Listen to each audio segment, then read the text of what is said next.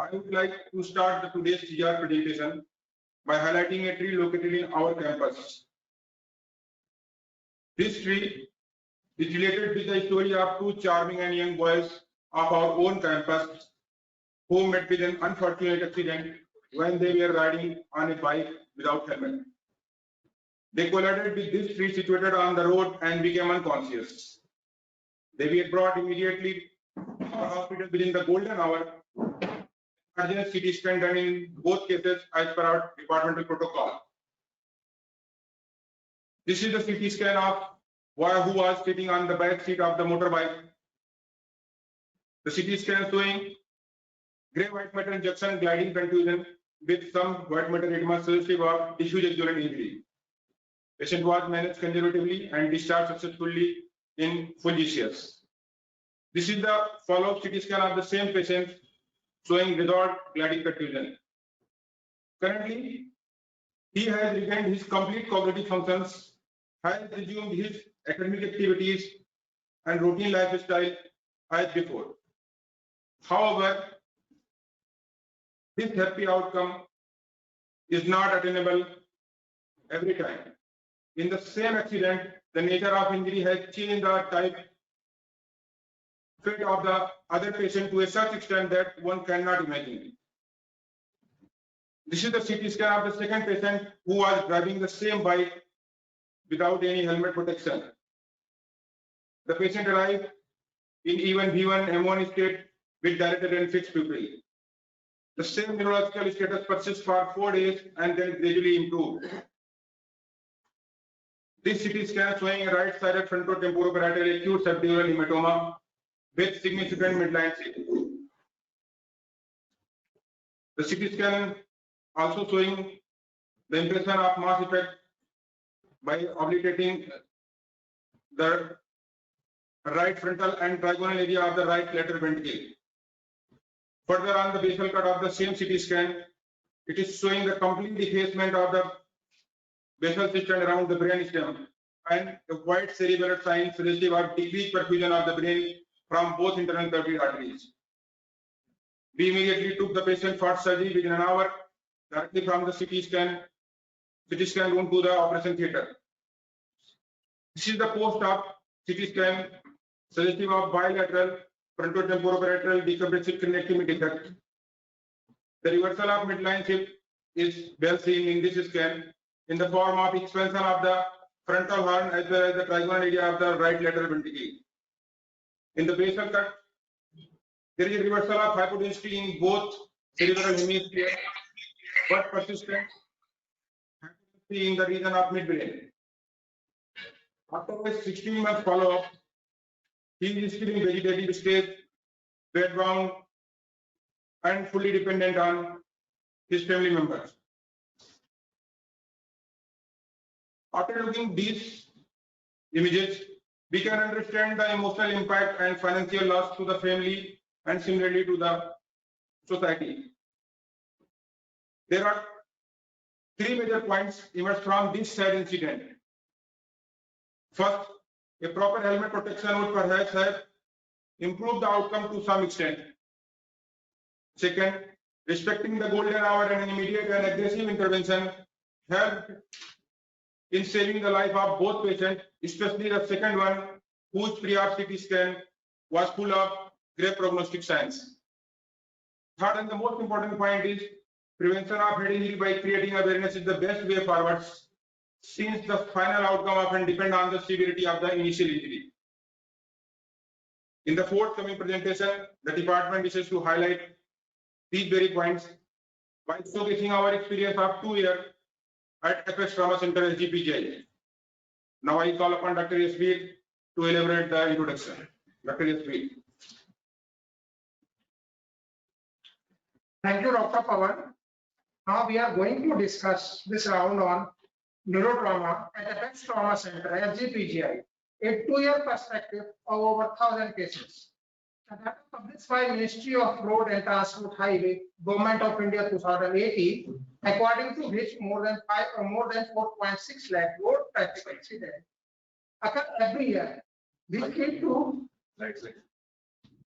which lead to more than 1.5 lakh deaths per year. India accounts for almost 11% of accident-related deaths in the world, which is the highest in world. And in India, it is highest in Uttar Pradesh. In India, about 13 to 15% die every hour due to road traffic accidents.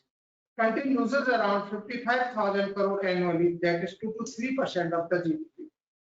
It is expected that in future, road traffic accident death over the next 2 decades will rise up to 66% in world and 147% in India.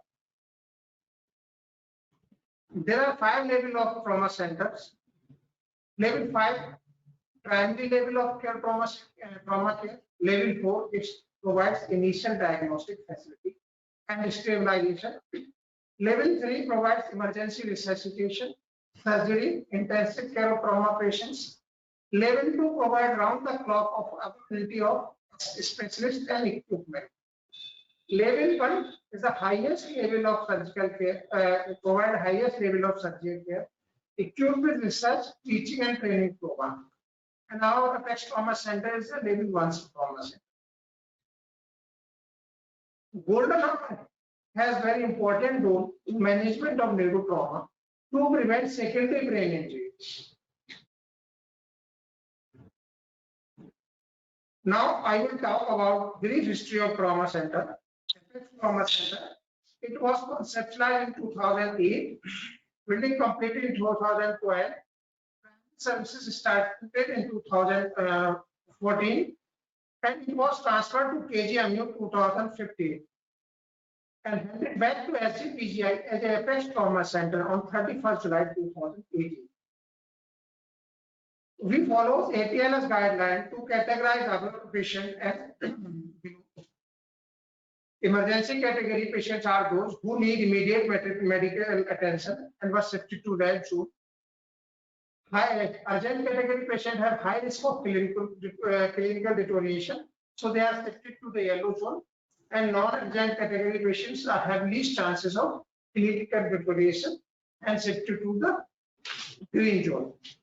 To assess the severity of head injury, we use GCS, Glasgow Coma Scale, which was introduced by Tisdale and Janet in 1974. It has 3 components: eye-opening, verbal response, and best motor response. Minimum score is 3 and maximum is 15. Less than 4, more severe the brain injury. On the basis of GCS, the severity of head injury divided into 3 categories. Mild has GCS 13 to 15, moderate 9 to 12, and severe has 3 to 8. To assess the severity of spine injury, we have Asia impairment scales. It has 5 grades: A, complete injury, all the functions below the level of lesion gone. Grade B, C, and D as incomplete injury. In grade B, no motor function, only sensory functions are preserved. In grade C, when the 50% of muscle of body below the level of lesion have power less than grade 3.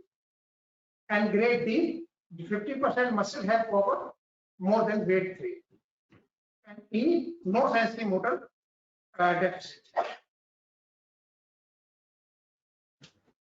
Now talking about infrastructure and facilities at Apex Trauma Center, we have triage area. Which is the first point of contact with the patient. Then comes resuscitation bay. From here, depending on the severity of the injury, patients are shifted to red, yellow, and green zone. In red zone, we have 4 beds with ventilator. And yellow zone, we have 6 beds with facilities of monitoring. We also have 24-hour facility of CT scans, CT angiography, X-rays, ultrasonography. We also have minor procedure room and rehabilitation center, and 14 ventilator with 6 bedded ICU and 4 bedded HDU. On third floor, we have 40 bedded ward with dedicated staff, which we share with other facilities. So total functional bed is 60. We have 6 operation theaters, 2 dedicated to neurosurgery, with 1 operating microscopes, 2 CR machines, and 2 high-speed drills. Now I would call upon Dr. Bhavan to share our experience at Apex Trauma Center. That's it.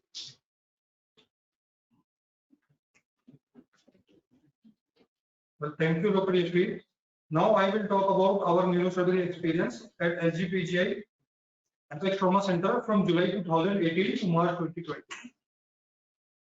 We received a total number of 5,012 patients, and 1,731 of them were admitted, and the rest 3,281 were managed on OPD basis.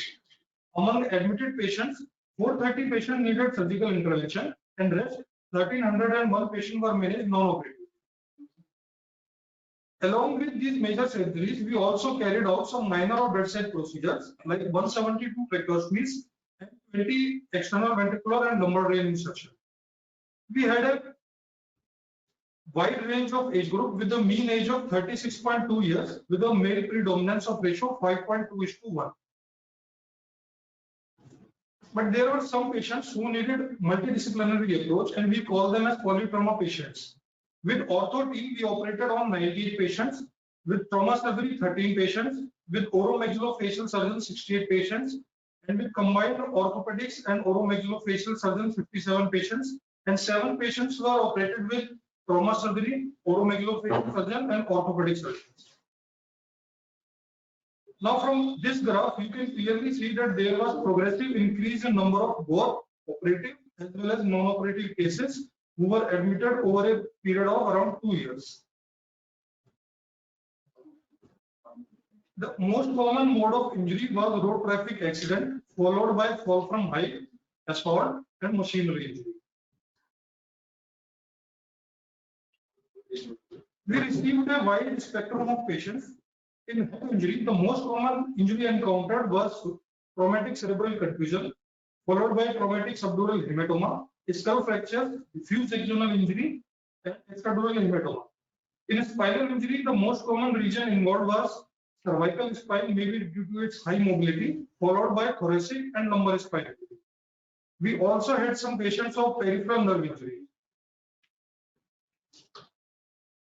In head injury, we operated on 42 cases of extradural hematoma, which looks like biconvex hyperdensity on CT scan, and 65 cases of acute subdural hematoma, which appears as concavo-convex hyperdensity in CT, and 90 cases of contusion, which appears as intraparenchymal hemorrhage as a result of trauma. 38 cases of depressed fracture were operated, as you can see in this CT scan. This is the depressed fracture, along with there is underlying resolving contusion. And 25 cases of chronic subdural hematoma, which on CT has iso to hypodense crescent shape intensity. In 24 patients, cranoplasty was done to improve cognition and cosmesis. In spinal injury, 76 cases of cervical spine were operated, in which there was 22 cases of upper cervical injury, 43 cases of lower cervical, and 11 cases of cervicothoracic junctional injury. We also operated on 15 cases of thoracic injury, out of which 5 cases had upper thoracic injury and 10 cases had lower thoracic injury. 12 cases of thoracolumbar injury, 24 lumbar, and 9 cases of lumbosacral injury. We also operated 10 cases of peripheral nerve injury. For head injury, we did 112 craniotomies, 123 decompressive craniotomies, 20 burhole drainage, 5 ventriculoperitoneal shunts, and 24 cranoplasties. For spinal injuries, we carried out 73 posterior fixation, 43 anterior fixation, and in 18 cases, patient required both anterior as well as posterior fixation, and this procedure is called as 360-degree fusion. We also did surgeries for 10 peripheral nerve injuries. For head injury, we use Glasgow outcome score, in which lower the score, bad is the outcome, and higher the score, good is the outcome.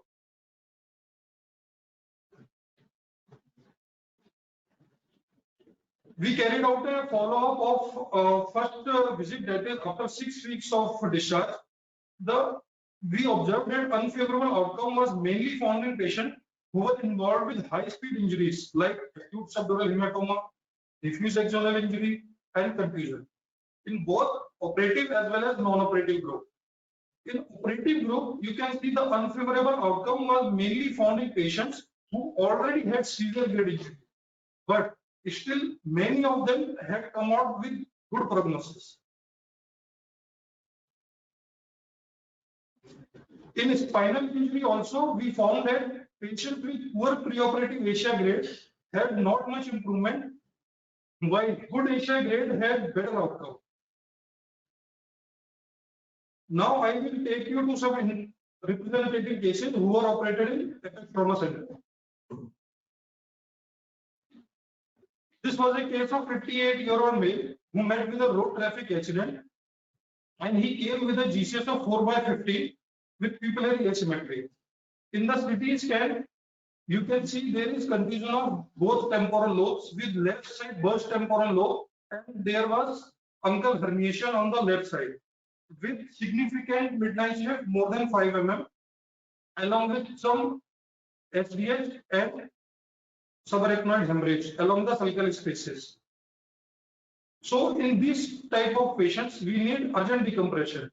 In this patient required left frontotemporoparietal decompressive craniotomy with removal of bone fluid.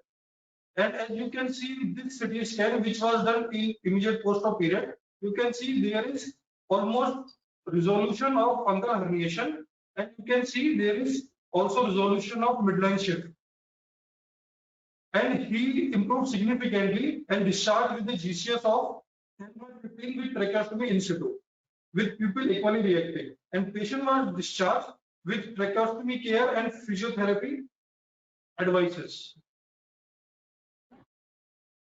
After 4 months, he again came to us with a hydrocephalus, for which ventriculoperitoneal shunt was required. And after 6 months, you can see patient developed trephination syndrome along with VP shunt in situ. So for this, we needed cranioplasty. And after cranioplasty, using his autologous bone flap, you can see there is almost symmetrical cranial wall with VP shunt in situ, and brain parenchyma is looking almost normal. Now coming to the second case, he was a 36-year-old male who had history of fall from height, and he presented with GCS of 7/15 with pupillary asymmetry. And on doing immediate CT scan, you can see there is large subacute extradural hematoma with midline shift in left frontoparietal region. Now here comes the role of golden hour. Patient came within 15 minutes of injury to us, and within 45 minutes of his arrival, that is after 1 hour of trauma, we did surgery. In this case, we did left frontotemporoparietal craniotomy and evacuation of EDH was done. And he improved significantly, and after discharge after around 10 days, his GCS was full, 15/15, pupil equally reacting and without any neurological deficit.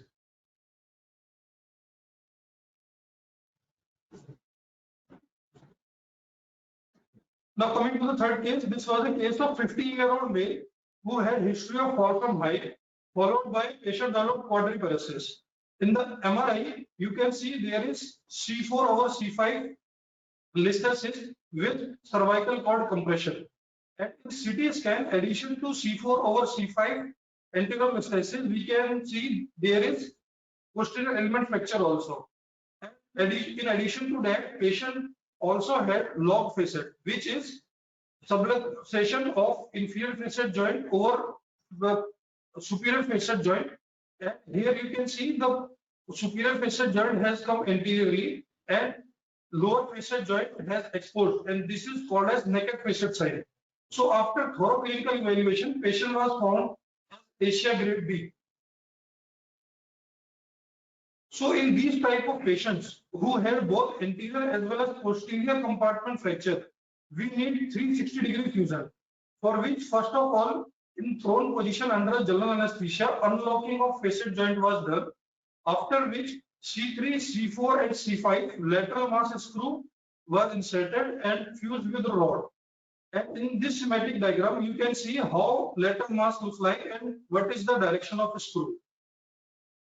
And after completing posterior fixation, we made patient in supine position and a incision is given along crease line. After which we create a plane along the space between the tracheoesophagus and major vessels. And after entering into this space, we remove the disc. And after removing the disc, this has to be filled with a spacer. And spacer has to be fixed to provide stability with 2 screws. And this is the final X-ray. You can see both anterior as well as posterior fixation. At the time of discharge, patient had improvement in right hip and toe from power 0/5 to 2/5. And after a follow-up around 1.5 years, patient had improved from Asia grade B to Asia grade D. And now at present, patient is self-ambulatory with mild difficulty. This was a case of 24-year-old male who had road traffic accident while driving two-wheeler. Patient developed weakness in left upper limb. His left shoulder and elbow power was 0/5 and he has some power in his wrist 3/5 and some grip reserve. So, but he came after 3 months of injury. And from this clinical photograph, you can clearly see there is thinning of his left upper limb along with shoulder muscles. And on doing MRI, you can see there is pseudominimal formation, which is suggestive of nerve root avulsion. So he was diagnosed with left side upper trunk preganglionic brachial plexus injury. So to provide his for a functional hand, we needed 2 things. First of all, a shoulder abduction so that he can raise his arm over his head. And another function we needed to provide is elbow flexion, so that with combined shoulder abduction and elbow flexion, he can at least feed himself. For shoulder abduction, we needed right spinal accessory with left suprascapular nerve anastomosis. And for elbow flexion, we needed intercostal nerve to musculocutaneous nerve anastomosis.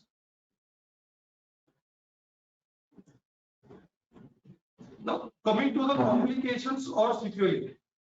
In some patients of head injury as well as in spinal injury, we had some complications like surgical site infection, ventilator associated pneumonia and urinary tract infection were being the most common complications we encountered. And in 5 patients as a sequelae, patient developed post-traumatic hydrocephalus for which ventriculoperitoneal shunt was done. And in 7 patients of head injury, patient developed operative site hematoma as a rebleed for which resurgery was required. We had a total mortality of 100 patients, which was 5.8% of total admitted patients. In head injury, you can clearly see that there was mortality mainly in the patients who presented with severe grade. Green is we have marked with severe grade. Red with the moderate and mild with blue.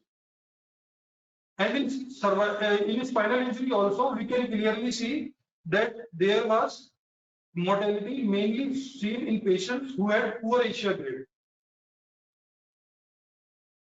Now I would like to call upon Dr. Amanjot to talk about discussion part. Amanjot.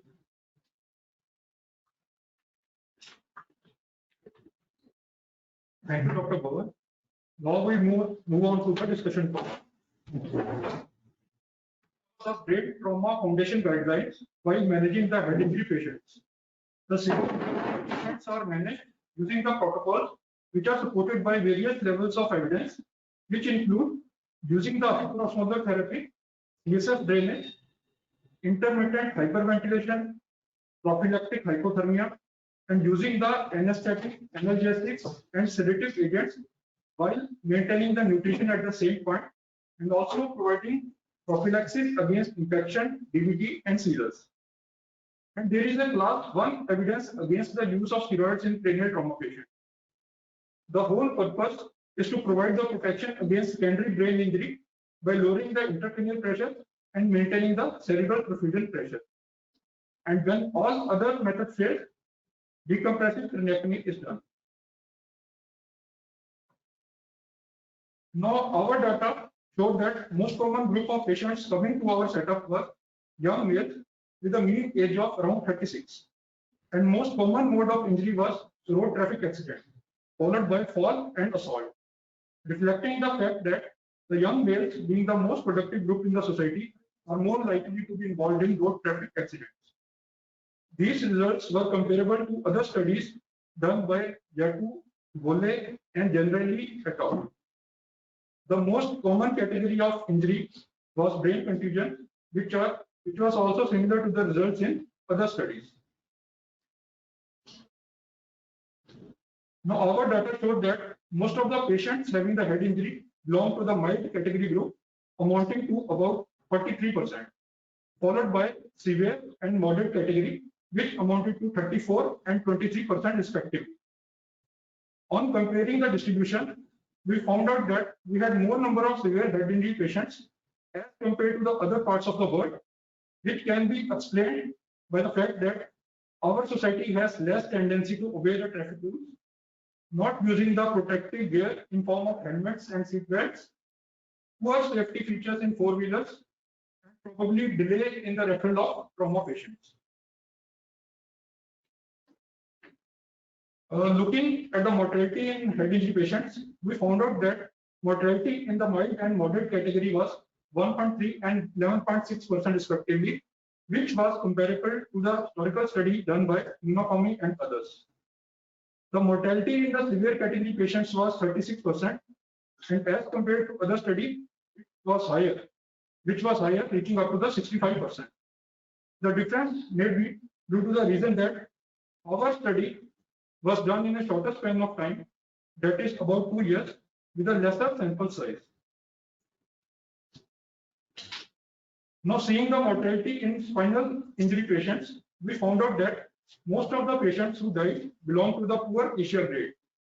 The mortality rate was 9.9 in Asia grade A, 7.1% in grade B, and 1.3% in Asia grade C. Most of these patients suffered from cervical injury. Hence, most of them had respiratory failure, long-term dependency on mechanical ventilation, and prolonged ICU stay, explaining the fact that the common cause of mortality is cervical injury patients.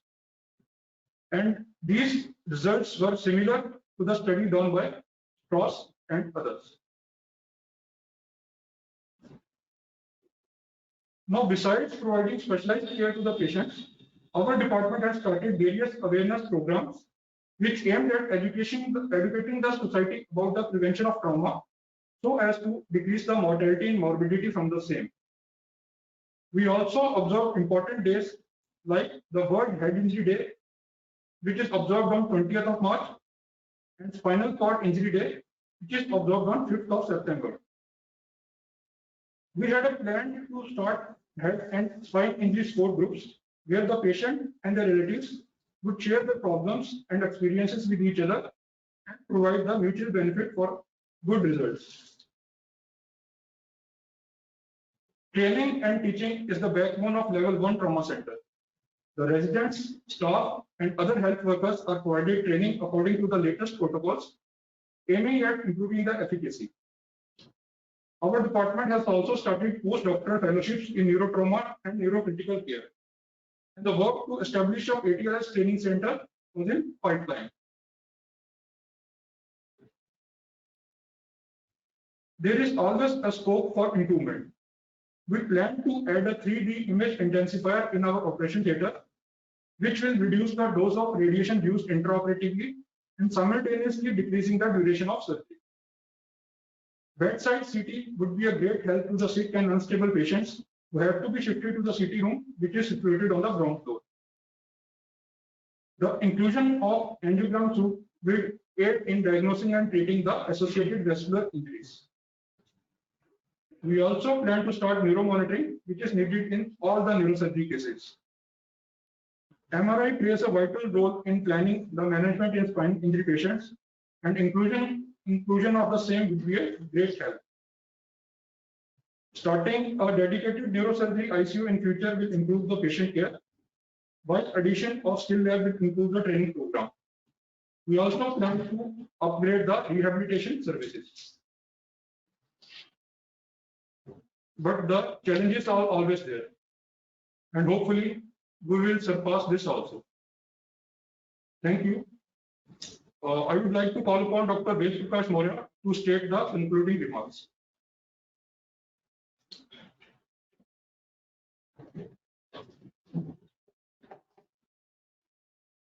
Thank you, Dr. Amanjot, for providing a comprehensive description of neurotrauma services at Apex Trauma Center.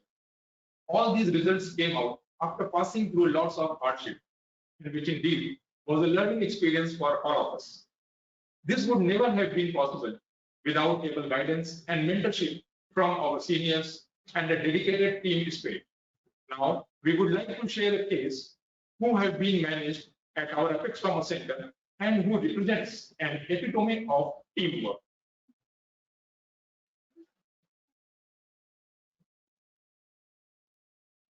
This 35-year police officer met with a road traffic accident while on duty.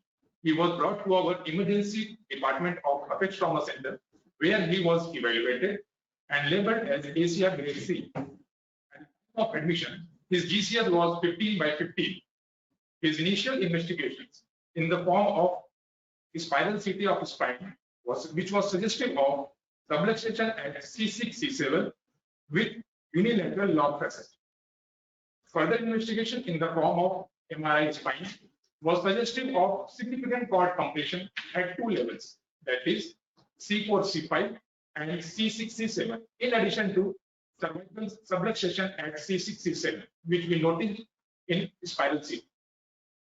He was taken to the operation room within 12 hours of admission. The log facet was reduced under general anesthesia, and he underwent C4, C5 and C6, C7 anterior cervical discectomy and fusion. In order to decrease the cord compression at these two levels, that is C4, C5 and C6, C7, and to provide stability to cervical spine. His post-operative hospital stay was uneventful, and he was discharged from the hospital after 10th day of surgery. After 3 months of surgery, he came to our OPD with walking with support of one person. His clinical examination revealed gradual but encouraging neurological recovery. And after 10 months of surgery, to our pleasant surprise, he visited to Apex Trauma Center, walking without support, and was able to take care of himself. His clinical examination revealed residual motor and sensory deficits in the left upper limb.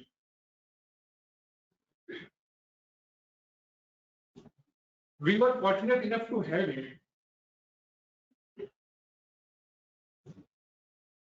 on the occasion of World Spinal Cord Injury Day, which we observed on 5th September 2019, where he interacted with healthcare workers of Apex Trauma Center and other spine injury patients who were being managed at Apex Trauma Center.